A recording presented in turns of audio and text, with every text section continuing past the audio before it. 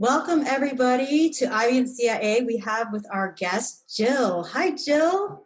Hi, guys. Broadcasting from Brooklyn, New York. I work for an organization here called Metro World Child. And what we do is actually right in the name. We work with children all across the world. That is what we focus on. Our focus is children. We're a faith-based humanitarian organization that provides after-school programs and meets practical needs across the world. Here in New York City, we reach, pre-COVID, we were reaching 10 to 15,000 people every week with our after-school programs. And across the world, we were reaching 250,000 total, which actually makes us the largest Sunday school, is what people know us for. We're the largest Sunday school in the entire world.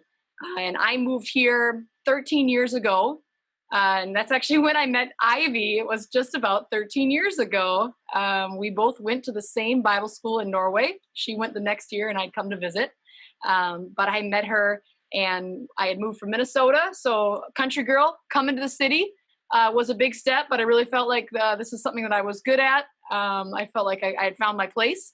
At least for now, in the world. So that's why I came over here, and Ivy and I have continued to be friends because we only live 4 hours away. So it's so great to bring you on here because I think that everyone could learn about how you impact the world and how you show up and really inspire. So I'm excited. Hey, Jill, how are you? I'm Dan. It's very nice to meet you. I'm going to be getting to know you as our audience gets to know you. So I'm always so appreciative of Ivy bringing on people that she has relationships with. And what you've shared so far sounds super interesting. I have some questions related to it. First off, I was trying to guess your accent before you said Minnesota. Huh. I was going to actually guess Wisconsin, but I would have been wrong. That's so Minnesota's fine. cool. Close enough. You know, I'm a New Yorker. I drink coffee. So yeah, that's cool. And so my relationship to Minnesota is literally nil, except for in the movie Field of Dreams. They say, I'm going to Minnesota to find Moonlight Graham. And that's what I always think about. When anyone says Minnesota, I think about that line in the movie. What was it like growing up in Minnesota, and what made you decide to leave there? Growing up in Minnesota, I loved it. I grew up, moved out to the country when I was 4. I grew up in a big family. We had a nice house out in the country. It was up on this hill, surrounded by trees. So I was kind of a tomboy growing up, running through the woods and in the river, fishing, hiking, climbing trees, building forts and stuff. And it was just nice always having so many people around. I love the quietness of Minnesota. I love, even in the wintertime, I love going out snowboarding and skiing. I'd even go cross-country skiing and watch the sunrise. So I loved that part of Minnesota. And I would say it's funny because now I live in New York City, which is such a big contrast to Minnesota. There's 9 million people here. It's the largest city in all of America. And here I am in the middle of Brooklyn. Where people are playing loud music at night, and you don't hear the crickets out there, and you can't see the stars quite as well as Minnesota. But really, it was, if I could say in a short way, just kind of a journey for me, really finding what I was good at. And I think at that time in my life, really, I felt like I was good at, let me say that again, edit this out, okay? Finding what I was good at. And even though I had actually gone to university to become a personal trainer, I never used really the degree so much. I ended up going into work with children. And I've gotten to, since I've been here, I've actually gotten to travel across the world. I've gotten to do some things that I almost felt like coming here and being, as people would call me, a missionary. I almost felt like I wouldn't have been able to do those things, but I have gotten to travel across the world, see our programs across the world, in Kenya, in Brazil, also in India. And at that point, I got to go up to Nepal. I even got to see Mount Everest. And I feel like all that was possible because of where I work and following what I thought I was good at. Yeah. I totally agree with you because if we never met in Norway, we wouldn't have kept in touch all the years. And we wouldn't have had all the crazy, crazy stories we've shared because I'm a city girl going to the most remote part of Norway. And like, I remember that year I fought every step of the way of like this way of life. But looking back, I wish I took the time to appreciate what I learned about their culture, about their way of life, and just simply enjoying the simplicity of not having everything so convenient. They are hardy folks in Norway. Yeah. But you learned that because we both shared the adventures of building a snow cave and spending a night in it. For those of you who are not watching the video, I will say that if you just took a look at Jill, you might think she's Norwegian because she's a towhead with blue eyes, it looks like. Do you have a family of towhead kids, a bunch of really white-haired kids? Not all real white haired. This is highlights, but I'm more a little darker. But quite a few people in my family are real light haired. We're all very blue eyed. Everyone has very blue eyes in my family because 3 out of 4 of my grandparents were Norwegian, and 1 was Swedish. So there you go. You guessed it well. I Awesome. actually went to Norway because I felt like I'd always wanted to go there since my family origins from there. And so it was great to spend that 9 months there, learning and being a part, living in Norway. Awesome. So the reason Ivy and I do this podcast is we like to bring on people from different backgrounds, different experiences, different ages. So our listeners can have access to people that they may have never come across in their everyday lives. And we have one overarching theme, which is helping people live their best life. And so we feel like that the different voices that we bring on here may say something. It may be the same thing other guests have said, maybe the same thing they've heard many times before, but you may say it in a unique way. They may connect with you in a unique way. And that way may be the difference maker, right? It may be the thing that you say that they go, oh, I love that.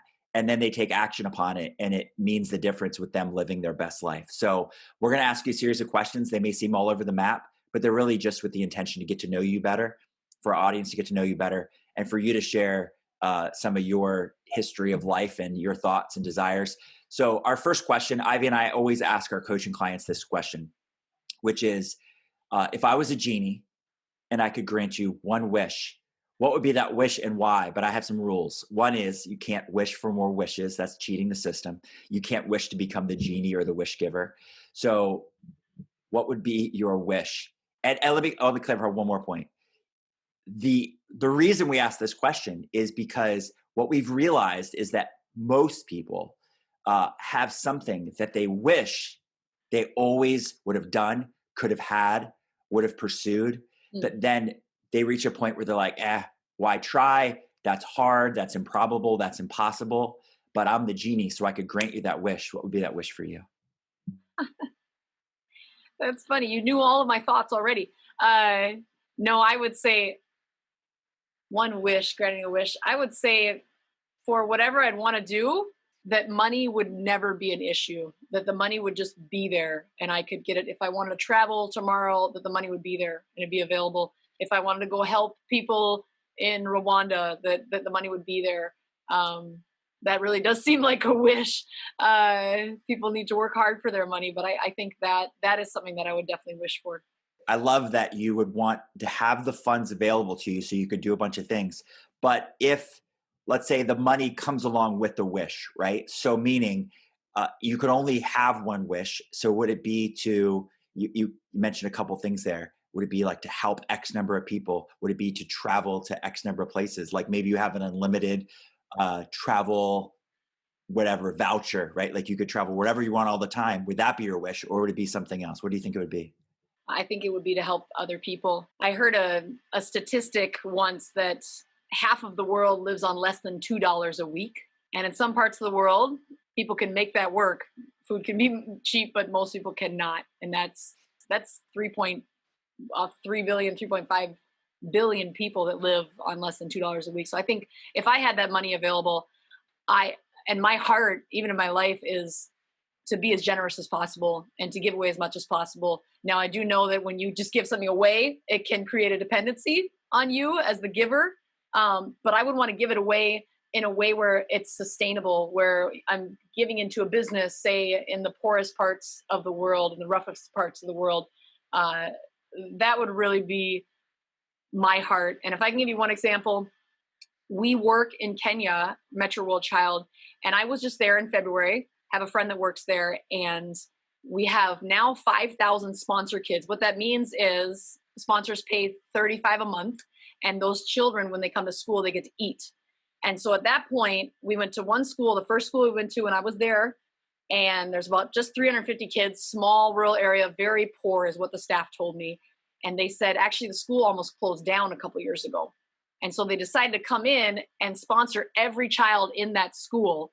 And the reason it almost shut down is because they were in such a poor area. If the kids went to school, they had no guarantee they were going to eat because there was no provided lunches for them or any food. The only way they could have hopes of finding food is staying home, maybe going and working with their parents or going out finding it somewhere. So they stopped going to school. And so what they did was Metro provided a way for them. If they come to school, they actually get to eat. And now that school of 350 is actually one of the better schools in the area. I would love to have the money to give to projects that do things like that. There's a term, you may have heard it, called habit stacking. So it's interesting the way that they provided that food and they connected it to school, because that's the term means that you connect two things together. So meaning if you brush your teeth every night, but you're trying to get yourself to read a book, then you would put your book next to your toothbrush. And then as you do the thing you're going to do anyway, like brush your teeth, you'd be reminded, oh, I'm going to read a book. And then you'd pick up that book after you brush your teeth and read a book. So they stacked giving, right? So like they want people to be educated, but they also want them to eat. So they say, oh, if you go to school, you get to eat. So now they're educated and eating at the same time, which to me is amazing. So I love that story. You know, if I can say, that sounds like the book I'm reading right now, which is called Atomic Habits. Speaking of habit stacking, I really wanted to find out what beliefs or habits shaped you to the person you are today. Consistency, faithfulness. I work for an organization of faith, a faith-based organization. So I'm a woman of faith. So I would say there's a part in the Bible where Jesus actually tells his followers, well done, good and faithful servant. And some people think that he's looking for someone that's going to be successful or accomplish X, Y, and Z. But actually, he's just looking for someone that's faithful. And when I understood that, I feel like that changed my perspective on everything. And it's those little things that you do repeatedly again and again and again, those monotonous tasks that you do again and again and again and again. And you get in the habit of doing those again and again and again. And I really believe that's what brings success in people's lives.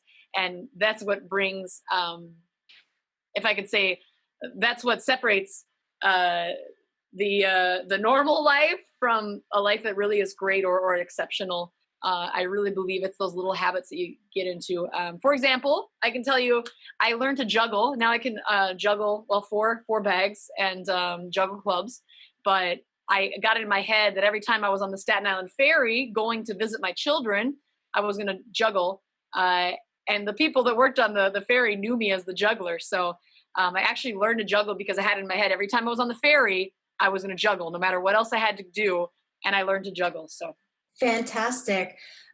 One of the habits I've also built into my routine was Facebook Lives, so I could get used to public speaking.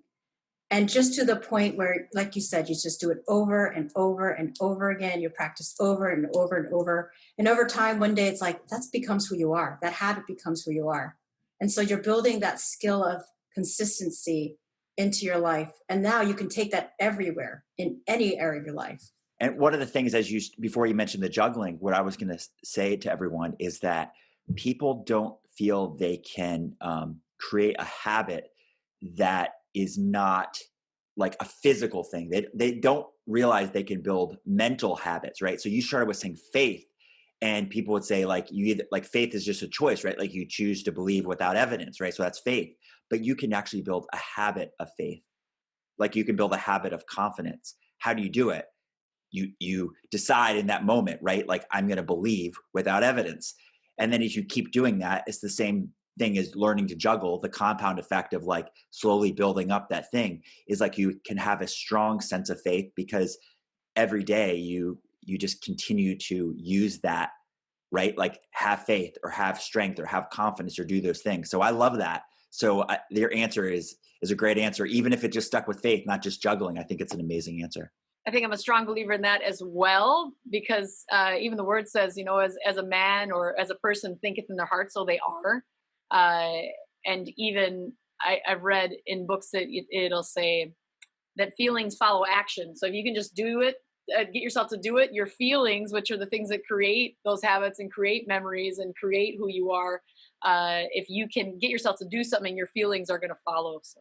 I like this. This comes from a book. It says, fake it till you become it, right? People always say fake it till you make it, but we're talking about a mental thing here. So it's like you fake the thought process, you fake the internal dialogue until that becomes actually the way you think consistently, automatically, or the way you talk to yourself consistently or automatically. So absolutely. I think that's an important thing for everybody to get, which is it doesn't have to be a physical thing that you're building, but it can be a mental thing that you're building simply by the act of just doing that over and over in your head. I'm curious, if you were to have a time machine, I love the movie Back to the Future. So if you had a time machine and you could travel back to your younger self and visit them, and you could give them advice, and maybe that advice aligns with a habit that you could say, hey, start now, because by the time I get back on this time machine to the present day, I'll have some great habits because I'm going to give you some good advice. What advice would you give your younger self? It's funny you saying that habits. The first thing I would say is save. Jill, not that I feel like I actually do pretty well saving, but my problem is I always want to give my money away. So if I see a need, I will automatically give to it. So I love to be as generous as possible, but even just $25 a week, I think anybody can afford that. So that's not necessarily what I'd say. I think the best habits are created when you change the inside. It's hard to go from the outside in. So what I would say to my younger self would be this. You can only do what you can do. I think sometimes I would try to make things happen or force something to happen. And that a lot of times I think that's hard when you're a pastor or in ministry as well. You almost want to say, there is hope. This situation can change. You almost want to feel like you want to force something to happen, but you can't. It relies on that person and their heart. And if and when they feel like it's time for them to make a different decision or to make a change. But I think that would be my first thing. And the second thing would be, let it go. Just like in the words of Elsa, let it go and move on. Sometimes I make such a big deal out of the smallest things, especially when you're younger. In my 20s, I just feel like life was over when something would happen, but it's not. Life moves on. People forget. Failures happen, and that's okay. You actually learn the best from your failures. So I agree 100%. That's such a beautiful attitude to take on, because when the years of experience and the school of hard knocks and all of that makes you who you are. And if you didn't have those experiences, I mean, your life would be so different today. I mean, we may not have never met, right? But that's incredible. I was wondering, who in your life, what persons or people in your life had made the most impact? The people that made the most impact are probably the ones that made me feel the most important to them. And I do remember one woman, her name's Tammy Brown. I speak about her often to many people. In fact, I just got to see her kind of through a random thing. She came to serve in New York City just maybe a couple years ago. And I hadn't seen her for years, but she was there in my life during my teen years. And I think she's probably the most loving person that I ever met. That would just never judge, never hold anything against, really encouraged me, was just always there, just always so loving. And I think she's one of the big reasons why I went into to become a missionary. You're not going to love this scenario, but go with it, which is if you had a life sentence, so you knew you're going to be in jail to the day you died, and the jailers told you only get one book to keep with you in your cell. So this is the only book you get to read the rest of your life. What would be the book you'd bring with you, and why that book? Honestly, it'd have to be the Bible. That would be my book. Yes. I read it almost every day. I've read through 3 different translations in English, and I will keep reading through more translations as we go. Very impressive, because speaking of the Bible, I read maybe 2 books of it every day consistently, and that's Psalm and Proverbs. And I read it, I still do it every morning. It's part of my morning routine. But I always tell myself that, okay, Ivy, try to see if you can read the whole thing in a year. I'm going to try to do that. I'm still working on it. Just so you know, I haven't made it in a year, but I've read through the New Testament quite a few times, but heard that's a good goal. Yeah, that is one of my goals. So another one is this. What is one of your biggest failures and what did you learn from it? Becoming friends with the wrong people. I think so, over the years. For so many different reasons. I'm not saying that I was ever involved in something crazy, but so the quote goes, show me your friends and I'll show you your future. And you really do become, and I read that you become just like your 5 closest influences. So for your closest friends, you really need to be careful who your closest friends are, who you open up to, who you spend your time with, because you will become like them. You will start to think like them. So I think that would probably be my biggest failure well, I've caused myself a lot of heartache for getting into the wrong relationships and friendships. So I've heard different versions of that. And the one that I like the most, I'm going to try to paraphrase it well. So I've heard they say you become the expectations of your peer group, right? So there was a version of that said something like, you are not who you like expect yourself to be. You're what you think other people think you should be, right? Like, and it's a roundabout way of trying to say that simply, like, they start to create an identity for you, right? Like they start to go, oh, I know exactly who Jill is. Jill is this person. She does these things, whatever. So you're trying to decipher, like, who do they think I am? What do they expect of me, right? What do they expect me to do and not do, like values and rules and ways you live? So once we do that, we want to live up to the expectations they have for us. So that's why, like you're saying, choose your friends wisely, right? Choose your relationships wisely, because we can get caught up in not knowing who we are anymore, and we become more like what people expect of us. My staff recently, last month, the 30 kind of leaders of the ministry went through DISC training. I'm sure you all heard of DISC training. I've done the Myers-Briggs through YWAM. Ivy's probably done this as well, colors test. I even did the Star Wars personality test. Anyway, so we did the DISC training, and I had done the same DISC training years ago, and I saved what we did. And actually, there was 2 graphs in the DISC training, which is funny. It was like what other people see you as and how you see yourself. And it was probably 15 years ago, and it was a huge difference. And I feel like at least that I grew a little bit, because now this last month when I did the training, there was not as much of a difference as you'd think. Although I still feel a lot of people think I'm a high D. I'm very dominant and direct and straightforward, but I am the opposite of that. I do not like to be dominant and direct and straightforward. So interesting. I do love that about you because I tend to be straightforward and direct and I don't like to guess. So I do want to ask one last question. And that is, what is the best advice you can give to our audience about living your best life or just showing up for life in general? Sure. Our senior pastor that's actually founded Metro World Child, he always quotes Woody Allen, and Woody Allen says that 90% of life is just showing up. But being faithful, I would say. I know I already spoke about that a little bit, but since I was doing the DISC training with the team last month, they actually had a paper there where we had to kind of write out like our life vision. And I feel like sometimes it's changed a bit over the years, but this time what I wrote was actually a proverb that says, look well to your flocks and know the state of your herds. And this was written thousands of years ago, where I don't think they had life coaches thousands of years ago. But basically, if you go back to the original words and the original meaning, it basically means like looking. Is it like a constant turning? It's an active looking, how you could translate it in today's language. So it's like an active and constant turning and looking as you go and knowing the state of, and I would take it to say the state of your life. And I feel like recently I live by that, because there's so many, you can compare yourself to so many people. You can say, oh, they're doing X, Y, and Z, then I need to do X, Y, and Z. I need to be at this weight, goal weight. I need to work on my health like this. My professional career needs to be here. But I think more than anything, you can't compare yourself to people, but you need to know the state of yourself and where you're at. Sometimes for yourself, it is the time to slow down and look inward. to rest more. Sometimes it's a time to move forward and run fast.